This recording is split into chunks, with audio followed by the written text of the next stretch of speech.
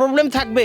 এই প্রবলেমই হচ্ছে এই পৃথিবীর সবচেয়ে বড় বিজনেস। পরিবার থেকে সবচেয়ে বেশি ডিমোটিভেটেড হই। আমার যে শেখার প্রক্রিয়াটা যেখান থেকে শুরু হয় সেখানেই তো সবচেয়ে বড় গলদের মুখোমুখি হই আমরা। আপনারা স্কুল কলেজ বানায় ব্যবসা করতেছেন, শিখালেন না কেন? হালাল করে নেন টাকাটা। যখন একটা স্টুডেন্ট যখন স্কুল জীবনে স্কুলিংটা শুরু করে, বললো কি এসএসসি পরীক্ষা হচ্ছে সবচেয়ে বড় তোমার জীবনের সেরা সেরা একটা ইভেন্ট, এটা এই ইভেন্টে হবে। তুমি ভালো করো, এরপর কলেজে গেলে শুধু চিল আর চিল। বললো একাডেমিকে ভালো করে একটা ভালো চাকরি নাও, এরপর হচ্ছে বিয়ে শাদী করে বউ বাচ্চা নিয়ে খুব সুন্দরভাবে থাকবা। এই যে একটা গোলকধাঁধার চক্করে মানুষ পড়ে যাচ্ছে, আলটিমেটলি দেখা যাচ্ছে জীবনের যোগফল শূন্য।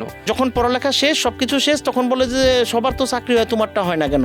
ইয়ার গাধারাই ঘাম ঝরায়, বুদ্ধিমানরা ঘাম ঝরায় না, তারা বুদ্ধির খেলা খেলে। আপনি সব জানতা হলে আপনি সব জানতা হয়ে মরে যাবেন। আমি কি চাই, আমি কোথায় যেতে চাই, কি হতে চাই, এই জিনিসটা যদি সে রিয়েলাইজ করে, এই পৃথিবী তাকে দাবায় রাখতে পারবে না। মোটিভেশন নিয়ে কাজ করা হয় আপনার, বিভিন্ন সময় দেখেছি যে মোটিভেশন নিয়ে কাজ করেন।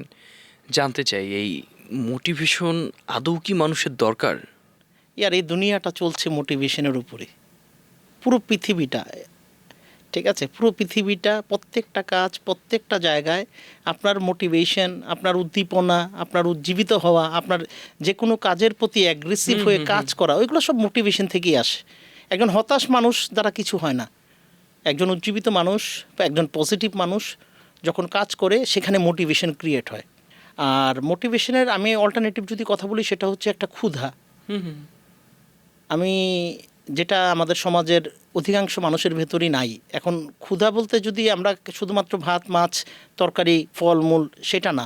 ক্ষুধা হচ্ছে মনের ক্ষুধা, স্বপ্নের এরিয়াটাকে বড় করা, নিজের অবস্থানটাকে একটা ভালো অবস্থান চিন্তা করা, এবং ওই যখন চিন্তা করার তার পাশাপাশি যখন বিলিফ সিস্টেমটা কাজ করে, যে যেটা চিন্তা করছি সেটাকে আমি পজিটিভলি, সে যখন বিলিভ করবে যে ইয়েস ইটস পসিবল, আমার দ্বারা সম্ভব, এই তারপরে হয় একটা ক্ষুধা তৈরি হয় আস্তে আস্তে আস্তে আস্তে আস্তে আস্তে। এবং ওই ক্ষুধাটা যখন তীব্র অবস্থানে যায়, তখন একটা মানুষ অসম্ভবকে সম্ভব করে ফেলে। কিন্তু সব কিছুরও তো একটা স্থায়িত্ব থাকে।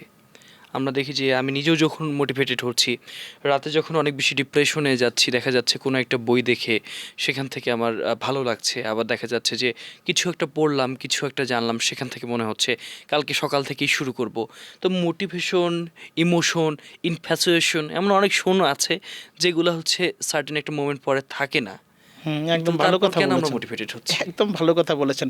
মোটিভেশন তো স্থায়ী কিছু না, এটা হচ্ছে আপনার আর আমার যে ইমোশন।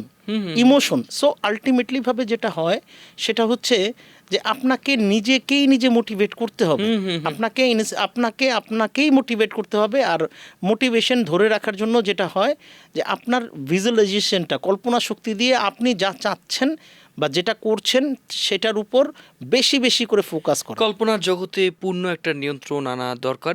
এখন শুনতে আছি, কথা বলছিলাম মোটিভেশন নিয়ে, কথা বলবো সেলফ মার্কেটিং সহ অসংখ্য বিষয় নিয়ে।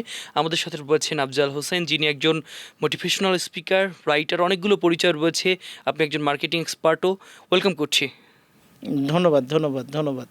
আমরা কথা বলছিলাম যে মোটিভেশন নিয়ে, মার্কেটিং নিয়ে। তো একটা মানুষের জীবনে সফলতার দিকে আমি যখনই যাচ্ছি, বা যে কেউ যাক না কেন, অবশ্যই মোটিভেশনের উপর ডিপেন্ডেন্ট হতে হচ্ছে, আপনি বলছেন।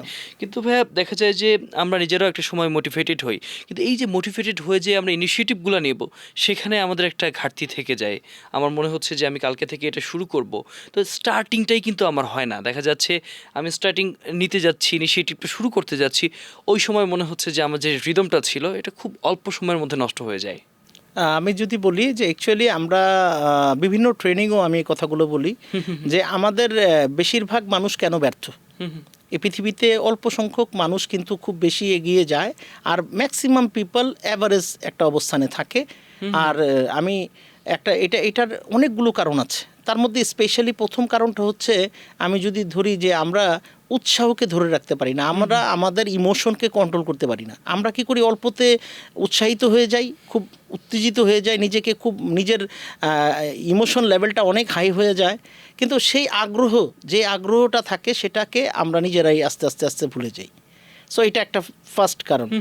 সেকেন্ডলি হচ্ছে, আমি যদি বলি যে কনফিডেন্স না থাকার কারণে, আত্মবিশ্বাস না থাকার কারণে, নিজের প্রতি নিজের বিশ্বাস কিন্তু না এই থাকার কারণে। আত্মবিশ্বাস তৈরির জায়গাটাতে তো সবার জীবনে একটা ঘাটতি থাকে, এবং একটা মানুষ যখন ছোটবেলা থেকে শুরু করে প্রত্যেকটা সময় কিন্তু তাকে এই মোটিভেশনের মধ্য দিয়ে যায় না। দেখা যায় যে আমার যখন জীবনের শুরুটাই হয় শৈশব থেকে, তখন থেকে একটা ঘাটতি থাকে, পারিবারিকভাবেই হোক বা যেভাবেই হোক। আমার যে শেখার প্রক্রিয়াটা যেখান থেকে শুরু হয়, সেখানেই তো সবচেয়ে বড় গলদের মুখোমুখি হই আমরা। আমি যদি বলি, যদি এক কথায় বলতে যাই, তাহলে আত্মবিশ্বাস আসে হচ্ছে নলেজ থেকে।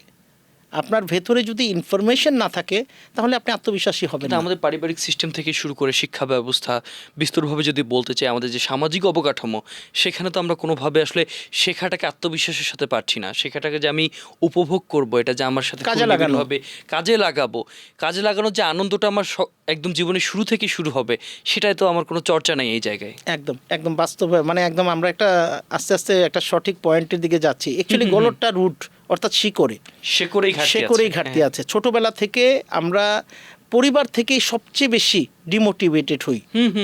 ছোটবেলা থেকে আমাদেরকে শেখানো হয় তুমি গরিব বা তুমি মিডল ক্লাস, তোমার আয়তন এতটুক, তোমার স্বপ্নের লিমিট এতটুক, বড় স্বপ্ন দেখো না, তুমি এটা পারবা না, তোমার দ্বারা এটা হবে না, তুমি এটা করো না, তুমি এটা করতে পারবা না, তুমি মানুষের সাথে বেশি মিশবা না, বেশি মিশলে মানুষ করবে, বেশি বন্ধু ভালো না, বেশি সবার সাথে ইন্টারাক্ট করা ভালো না, মানে না না শুনতে শুনতে একটা মানুষ বনসাই হয়ে যায়। এবং শিক্ষা ব্যবস্থা নিয়েও যদি কথা বলি, যেহেতু ছোট বাচ্চাটা, আমরা ছোটবেলা থেকে আমরা একটা সিস্টেমে পড়ে গেছি এখন, যে মাস্টার ডিগ্রি কমপ্লিট করতে হবে, আর নয়তো সামাজিক স্ট্যাটাস থাকবে না। সো তোমাকে ডিগ্রি করতে হবে, মাস্টার ডিগ্রি কমপ্লিট করতে হবে, অন্তত পক্ষে এতটুকু করো, তারপর জীবনে তুমি যা কিছু করে খাও, যা কিছু করো, কিন্তু মাস্টার ডিগ্রি তোমাকে করতেই হবে। এরকম একটা মাইন্ডসেট কিন্তু আমাদের সামাজিকভাবে হয়ে গেছে, এখানে আছে ডিগ্রি। সো এখন আমি যদি বলি যে শুরুতে গলত কেন বলছি, ছোট বাচ্চাটা, আমরা পারপাস, একটা লাইফের পারপাস, গোল, যার পারপাস নাই তার কোনো গোল নাই, আর যার গোল নাই তার অ্যাকশান নাই, আর যার অ্যাকশান নাই তার রেজাল্ট নাই। সো আলটিমেটলি ভাবে পারপাসটা কিন্তু ছোটোবেলা থেকে তৈরি হওয়া উচিত ছিল, যেখানে বাসা থেকে, তার বাড়ি থেকে, বাবা মা থেকে, আত্মীয় স্বজনের কাছ থেকে সে যদি পারপাসটা পেত। আজকে আমাদের সমাজে আমাদের বলা হয় পড়ো, সারাক্ষণ প্রতিটা বাড়ির একই গল্প, পড়ো, এছাড়া আর কোনো গল্প নাই। বাট কেন পড়বে এটা নিয়ে একবারও কথা হয় না। আজকে যদি ফ্যামিলির বাবা মা তারা যদি বুঝাইতো যে তুমি বড় হয়ে কি হতে চাও, তুমি কি ডাক্তার হতে চাও, তাহলে অনেক মানুষের সেবা করতে পারবা। তুমি ইঞ্জিনিয়ার হতে চাও, তাহলে তুমি অনেক ইনভেন্ট করতে পারবা, অনেক টেকনিক্যাল কাজ করতে পারবা। তুমি পুলিশ হইতে চাও, তুমি র্যাব হইতে চাও, নাকি তুমি প্রফেসর হইতে চাও, অনেক মানুষকে শেখাতে পারবা। আর না তুমি ভালো বিজনেসম্যান হবা, অনেক মানুষের কর্মসংস্থান তৈরি করবা। তুমি কি হতে চাও, আপনি যখন এইভাবে জিনিসগুলো সামনে রাখবেন, তখন বাচ্চাটা আগ্রহ করবে যে আমি এটা হতে চাই, তাহলে এটা হলে এটার বেনিফিট এটা, আর এটা হতে গেলে তোমাকে এই পথে হাঁটতে হবে। একটা মজার বিষয় বলি, যখন একটা স্টুডেন্ট যখন স্কুল জীবনে স্কুলিংটা শুরু করে, বললো কি এসএসসি পরীক্ষা হচ্ছে সবচেয়ে বড় তোমার জীবনের সেরা একটা ইভেন্ট, এই ইভেন্টে তুমি ভালো করো, এরপর কলেজে গেলে শুধু চিল আর চিল। সে যখন ইন্টারমিডিয়েটে গেল, বলল এই 1 বছর 8 মাস তুমি খুবই ভালো করে পড়ো, এরপরে ভার্সিটিতে গেলে ভালো ইউনিভার্সিটিতে যদি ভর্তি হতে পারো তাহলে লাইফ সেট হয়ে যাবে। এরপরে যখন আবার ভার্সিটিতে গেল, বললো একাডেমিকে ভালো করে একটা ভালো চাকরি নাও, এরপর হচ্ছে বিয়ে শাদী করে বউ বাচ্চা নিয়ে খুব সুন্দরভাবে থাকবা। এই যে একটা গোলকধাঁধার চক্করে মানুষ পড়ে যাচ্ছে, আলটিমেটলি দেখা যাচ্ছে জীবনের যোগফল শূন্য। আমি যদি বলি যে আসলে আমাদের শিক্ষা ব্যবস্থা তো হচ্ছে মুখস্থ বিদ্যা। আমি যদি কয়েকটা বিষয় নিয়ে কথা বলবো, আমি যদি বলি সর্বপ্রথম হচ্ছে নিজেকে কথা বলাতে হবে, বাকপটু হতে হবে। কেননা এই দুনিয়াতে কথা দিয়েই সব কিছু হচ্ছে, কথা। দেন হচ্ছে সেলফ ব্র্যান্ডিং, আপনার সেলফ ব্র্যান্ডিং। তো self branding it's very important. But আমাদের পরিবার থেকেই কিন্তু বলে যে এত লৌকিকতা ভালো না, এত লোক দেখানো ভালো না। আরেকটা বিষয় আছে ভাইয়া, সেটা হচ্ছে যখনই সেলফ মার্কেটিংয়ের কথা বলি, একজন স্টুডেন্ট হতে পারে বা একটা মানুষের জীবনের প্রথম মার্কেটিংটা কিন্তু তার ফ্যামিলি থেকে আসে। একদম। সে যখন ছোটোবেলায় ভালো কিছু করার চেষ্টা করে, তখন কিন্তু তাকে কোথায় একটু মোটিভেট করবে, কোথায় একটু উৎসাহিত করবে, এর থেকে বলে তুই এটা কী বানাইছস, তোর পাশের বাসার অমুকের রহিমের ছেলে করিম তো খুব সুন্দরভাবে কাজ করছে। আমি মাঝে মাঝে না খুব ভাবি আমাদের তরুণ সমাজদেরকে নিয়ে, তাদের জীবনের 26-27 বছর 28 বছর আমরা কেড়ে নেই এই শিক্ষার নামের তাবিজ পড়াইতে গিয়ে, তাবিজ পড়াবো একটু আগেও ভালো কিছু পাবা, আর যখন পড়ালেখা শেষ, সবকিছু শেষ, তখন বলে যে সবার তো চাকরি হয়, তোমারটা হয় না কেন? তুমি তুমি কেন পারতেছো না, তুমি কেন এগোতে পারছো না, তুমি কেন এটা পারো না, তুমি কেন ওটা পারো না, তোমার তো কনফিডেন্সই নাই, তুমি আরে ভাই আপনি তো কনফিডেন্স নষ্ট করে দিয়েছেন, ছোটবেলা থেকে আঁকড়ে রেখেছেন, সব জানতা হয়ে কিচ্ছু হবে না, এভারেজদের কোনো দাম নাই এই সমাজে। আপনাকে স্পেশালিস্ট হতে হবে। আপনি হ্যাঁ এটা হতে পারে যে শিক্ষিত হওয়ার জন্য আমার এটা আমি জানি না যারা দেখছেন অনেক অনেক সুশীল সমাজের মানুষ হয়তো আমাদের কথায় ভিডিও দিতে পারে, বাট আমি এটা আমার পারসেপশন, আমি পার্সোনালি বলি ম্যাট্রিক পর্যন্ত শিক্ষা ব্যবস্থা থাকতে পারে, তারপর থেকে লাইফে কে কি হতে চায় সাবজেক্ট ভিত্তিক যেতে হবে, সাবজেক্ট ভিত্তিক যেতে হবে। অর্থাৎ কেউ যদি মোবাইল ইলেকট্রনিক্স নিয়ে কাজ করতে চায় তাহলে ওটাতে তাকে ডিপ্লোমা করুক 1 বছর 2 বছর। এখানে একটা টুইস্ট আছে ভাইয়া, সেটা হচ্ছে আমাদের ইন্টারমিডিয়েট পর্যায়ে তো অনেক সময় প্যারাগ্রাফ লিখতে হয় বা কম্পোজিশন লিখতে হয়, দরকারই না এই প্যারাগ্রাফ লিখে জীবনে কিচ্ছু হবে না। একজন মানবিক শাখায় পড়ছে ইন্টারমিডিয়েটে, সেও এম ইন লাইফে লিখছে আমি বড় হয়ে ডাক্তার হতে চাই, এর থেকে বড় সার্কাজম কি হবে? আমাদেরকে শেখাচ্ছে এই যে টিচার না আমাদেরকে মুখস্থ করাচ্ছে, বাবা এম ইন লাইফ তুমি ডাক্তার হবা, তুমি ইঞ্জিনিয়ার হবা, তুমি পাইলট হবা, তুমি এই মুখস্থ করো, এই প্যারা আবার ওই অ্যান্সার সহ দিয়ে দিচ্ছে, গাধার মতো মুখস্থ করতেছে। আপনি যদি দেখেন এম ইন লাইফ এই কথাটা একটা মানুষের লাইফ চেঞ্জ করে দিতে পারে। একটা মানুষ যদি শুধুমাত্র এই আইডেন্টিটিটা পেয়ে যায় যে আমার জীবনের উদ্দেশ্যটা কি, আমি কি চাই, আমি কোথায় যেতে চাই, কি হতে চাই, এই জিনিসটা যদি সে যদি রিয়েলাইজ করে, এই পৃথিবী তাকে দাবায় রাখতে পারবে না। কিন্তু নিজে একজন মার্কেটিং এক্সপার্ট এবং মার্কেটিংয়ের সাথে কাজ করা হয়, আলটিমেটলি নিজের ঢোলটা নিজের পিটানো কতটুকু গুরুত্বপূর্ণ আমি যদি আর ক্লিয়ার করে বলি, সেটা হচ্ছে নিজের ঢোলটা অন্যের দ্বারা পিটাতে দিলে কিন্তু অন্যরা ফাটিয়েও ফেলতে পারে। না ফাটিয়ে না, এটা আপনার নিজের ঢোল তো নিজেকে, এখন কেউ কারো ঢোল পেটাবে না। আপনি অপেক্ষা, আমাদের ছোটবেলায় ওই শিখাইছে যে তোমার ভেতর যদি গুণ থাকে তাহলে মানুষ তোমার প্রশংসা করবে, ইহার মানুষ করবেই না। এই সমাজ অনেক নিষ্ঠুর, ঠিক আছে? আপনাকেই আপনার অবস্থানকে, নিজের ঢোল, নিজের অবস্থান, নিজের যেটা আপনি ভালো এক্সপার্ট, আপনি সেটাকে প্রেজেন্ট করতে হবে। এই দুনিয়াতে এসেছেন, আপনাকেই আপনার অবস্থান ক্রিয়েট করতে হবে, আপনাকেই আপনার অবস্থানে যে যাবেন, আমি বলি যে সেলফ মোটিভেটেড হয়ে আপনাকে আপনার অবস্থানে যেতেও হবে আপনাকেই। একটা গল্প মনে পড়লো, সেটা হচ্ছে খুবই পরিচিত, মিডিয়ায় খুবই স্বনামধন্য একজন গণমাধ্যম কর্মী ছিলেন। তো উনি একটা টেলিভিশনে খুবই জনপ্রিয় একজন সাংবাদিক ছিলেন, দেশ সেরা বলতে পারি। তো উনি যখন ওই টেলিভিশন ছেড়ে নিজেই হচ্ছে একটা নতুন করে প্ল্যাটফর্ম করলেন, তো আমি তাকে জিজ্ঞেস করলাম যে দাদা আপনি ছেড়ে আসলেন এত বড় একটা প্রতিষ্ঠান, এত বড় ফেম, তখন সে আমাকে বলল যে আমি আগে যে প্রতিষ্ঠানটায় ছিলাম সেটা হচ্ছে আমার কাছে বটগাছের মতো। তো বটগাছের নিচে থাকলে তো আমি বটগাছের থেকে বড় হতে পারবো না, তো আলটিমেটলি তো আমাকে বেরিয়ে আসতে হবে। এই যে ভাঙার একটা সাহস, ঝুঁকি নেওয়ার যে একটা প্রবণতা, আদৌ কি আমাদের ফ্যামিলি কি এই সাপোর্টটা আমাদেরকে দিতে পারে? না, আমি স্ট্রেট কাট একটা কথা বলি, আমি সবসময় আমি আমার ভিডিওগুলো যখন হয়, আমি অলরেডি ফেসবুকে আমার প্রায় 6000-এর মতো ভিডিওস আছে মানুষকে ইন্সপায়ার করার জন্য, ইউটিউবে প্রায় 600-র উপর বা 700-র উপর ভিডিও আছে। তো আমি সবসময় আমার একটাই কথা থাকে, সেটা হচ্ছে প্রথম যে স্টার্টিং সেটা হয় আমাদের, মানে ব্যর্থতার প্রথম কারণটা হচ্ছে আমরা না যখন কোনো উদ্যোগী হই, আমরা যখন কোনো কিছু করার চিন্তা করি, সর্বপ্রথম আমরা আশা করি যে আমাদের ফ্যামিলি, আমাদের আশেপাশের মানুষ আমাদেরকে সহযোগিতা করবে। এই ব্যারিয়ারে 90% মানুষ আর আগাতেই পারে না, কেননা এটাই বাস্তবতা। আপনার ফ্যামিলি, আপনার পরিবার, আপনার সমাজ আপনাকে সাপোর্ট দিবে না। তাহলে যদি বলতে চাই যে দুনিয়ার আশায় বসে থাকলে আপনি কিছু করতে পারবেন না, আপনাকে যোদ্ধা হতে হবে এবং এই আশা ছেড়ে দিয়ে নিজের ভরসায়, সৃষ্টিকর্তার ভরসায়, ঠিক আছে, আপনাকে আপনার এই অ্যাকশনে আপনাকেই নামতে হবে। জীবনে মিরাকেল বলে কিছু আছে, এটা খুব বেশি গুরুত্বপূর্ণ। ম্যাজিক যে বিশ্বাস করে তার জীবনে ম্যাজিক হয়। আমাদের ইউনিভার্সিটিগুলোতে দেখা যায় যে অন্যান্য দেশে যখন দক্ষ জনবল বের হয়ে যাচ্ছে, আমাদের দেশে খুব কঠিন হলেও সত্য হতাশাচ্ছন্ন, বেকার, বোঝা যুবক তৈরি করছে। আমি যদি বলি, আমি যেহেতু কর্পোরেটে কাজ করি, সো আমি তো দক্ষ লোক পাচ্ছি না।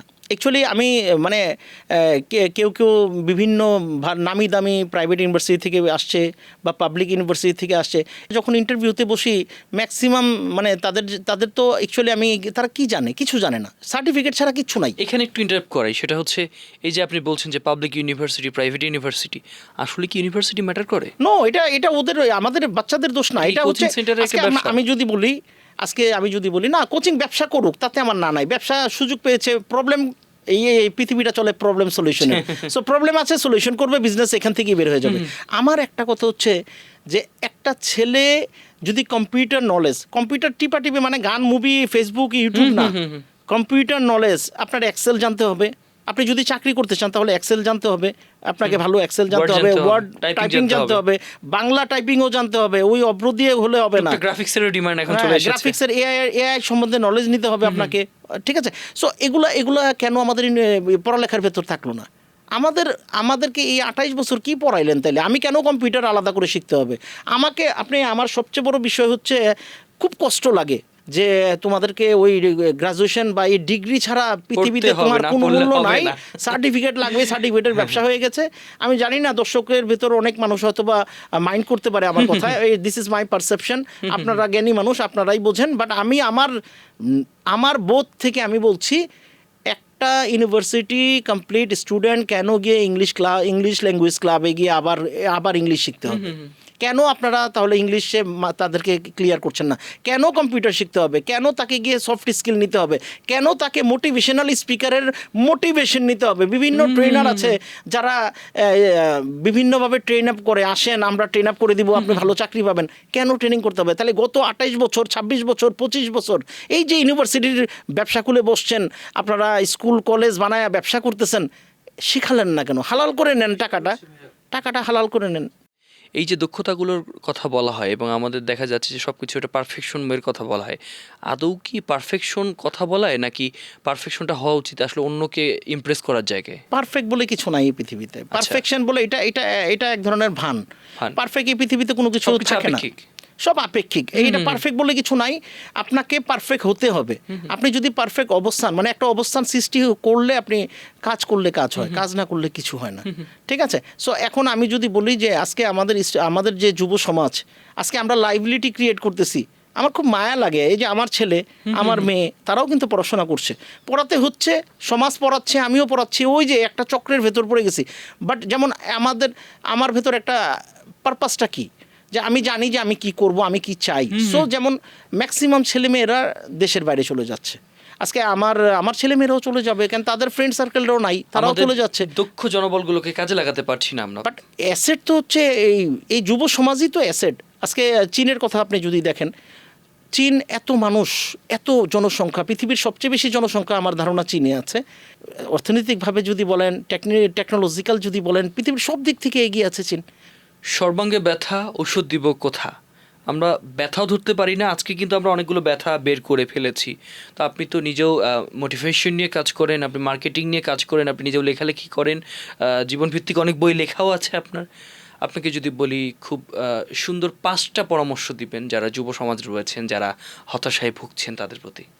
আমি একদম একটা খুব হার্ড টাচিং কথা বলবো, যে এই একটা জীবনই তো আপনি এসেছেন, তো এই একটা জীবনটাকে উল্লেখযোগ্য করে যান। নিজের জীবনে এমন কিছু প্রতিচ্ছবি রেখেছেন, মানে দুনিয়াতে এসেছেন, একটা ছাপ রেখে যাবেন না। সো এটা হচ্ছে ফার্স্ট মেসেজ। এখান থেকে কি হয়, খিদা তৈরি হয়, একটা ভেতরে আকুতি তৈরি হয় যে না, কিছু একটা করতে হবে, যাতে তোমার যে বাবা মা তারা যাতে বলে, তারা যাতে তোমাকে নিয়ে গর্ব করতে পারে, তুমি এমন কিছু ছাপ রেখে যাও। আর এটা তখনই সম্ভব আপনি যখন প্রবলেম সলভার হবেন। ব্রেন থেকে বের করে দেন, প্রবলেম থাকবে। এই প্রবলেমই হচ্ছে এই পৃথিবীর সবচেয়ে বড় বিজনেস। এই প্রবলেমই হচ্ছে এই পুরো পৃথিবীর, মানে আমি যদি বলি শ্রেষ্ঠ মোটিভেশন। সো আজকে এই প্রবলেমটাকে মোটিভেশন বানান। আপনার যে প্রবলেম, মানুষের যে প্রবলেম, সেই প্রবলেমগুলোকে কিভাবে আপনার কন্ট্রিবিউশন থাকতে পারে এটাকে সলভ করার জন্য। সো আমি একটা কথা বলি, নিষ্ঠুর এই দুনিয়াতে আপনি এসেছেন, সামনে আমরা আস্তে আস্তে রোবট হয়ে যাচ্ছি, আত্মকেন্দ্রিক হয়ে যাচ্ছি, এমন একটা অভাব তাড়নায় আমরা যাচ্ছি। সো আমি একটা কথা বলবো যে আপনি যা ভাবেন সেটাই করতে পারবেন, আপনি যেটা বিশ্বাস করেন সেটাই করতে পারেন। আমি আপনাদের দর্শকদেরকে বলবো, আমি এই দুনিয়াতে জন্মগ্রহণ কোথায় করব এটা আমাদের হাতে নাই, ঠিক আছে? আমি গরিবের ঘরে জন্ম নিব না কোথায় জন্ম নিব এটা আমার হাতে ছিলও না। বাট গরিব হয়ে মরবো কিনা সেটা কিন্তু আমাদের হাতে আছে, অসফল হয়ে মরবো কিনা সেটা কিন্তু আমাদের হাতে। সো টুডে ডিসাইড, আপনি নিজের ভেতর একটা জেদ নেন। এই নিষ্ঠুর দুনিয়াতে আমি একটা কথা বলবো, আপনি চালের ব্যবসা করেন, ডালের ব্যবসা করেন, টিউশনি করেন, আপনি চাকরি করেন, মেহনত মজদুরি করেন, আপনি যা কিছু করেন, গরিব থাকা যাবে না, গরিব থাকা যাবে না। গরিবকে কেউ ভালোবাসে না ভাই, যদিও এই সত্য কথাটা কারো ভালো লাগে না, কিন্তু এটাকে মেনে নেন যে গরিবকে কেউ ভালোবাসে না। গরিব হচ্ছে একটা রোগ, যে রোগকে কেউ পছন্দ করে না।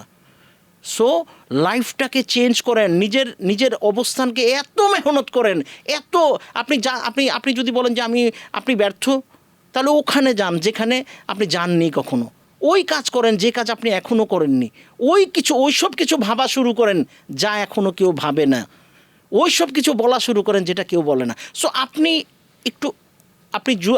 সংখ্যাগরিষ্ঠ ওই অবস্থান থেকে একটু সরেন, মাস পিপল পিপলের থেকে সরেন, আপনি নিজেকে উন্নত করেন। আগামী 2 বছর 3 বছর আপনি এমন একটা নিজেকে স্পেশালিস্ট বানান। আপনি সবজান্তা হয়ে মরে যাবেন, বাট যদি স্পেশালিস্ট হতে পারেন এই দুনিয়াতে আপনি রাজ করবেন, এই দুনিয়া আপনাকে পুরো বুক চিরে জায়গা করে দিবে।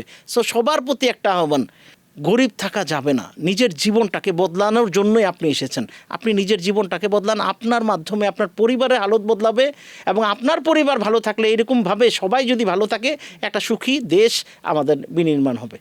অনেক ধন্যবাদ, দুর্দান্ত কিছু কথা শুনলাম, এবং যে কথাগুলো যারা দেখছেন আশা করছি সবাইকে পথ দেখাবে এবং জীবনে গন্তব্য বা লক্ষ্য নির্ধারণে আপনাদেরকে অনেক বেশি সহায়তা করবে। আজকের মতো শেষ করছি, ভালো থাকবেন, খোদা হাফেজ।